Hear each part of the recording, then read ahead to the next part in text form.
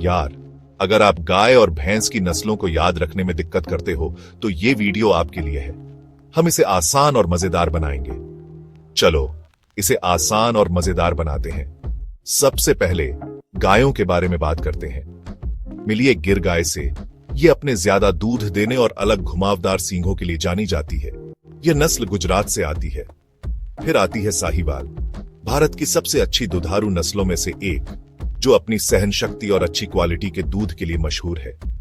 और लाल सिंधी को मत भूलना, जो अपने अनुकूलनशीलता और भरपूर दूध उत्पादन के लिए लोकप्रिय है।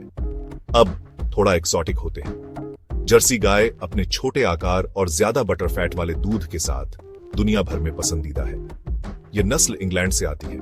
ब्राउन स्विस गाय, जो अपने बड़े आकार और उच्च गुणवत्ता वाले दूध के लिए जानी जाती है, यह नस्ल स्विट्जरलैंड से आती है। अब भैंसों की बात करते हैं। इंडियन मुर्रा नस्ल अपने ज्यादा दूध उत्पादन और मजबूत शरीर के लिए जानी जाती है। और इटली में पाई जाने वाली मेडिटेरेनियन भैंस प्रीमियम मोज़रेला चीज बनाने वाले दूध के लिए प्रसिद्ध है। जाफराबादी भैंस, जो अपने भारी शरीर और उच्च दूध उत्पादन के लिए जानी जाती है। और भदावरी भैंस, जो अपने उच्च बटर फैट वाले दूध के लिए मशहूर है।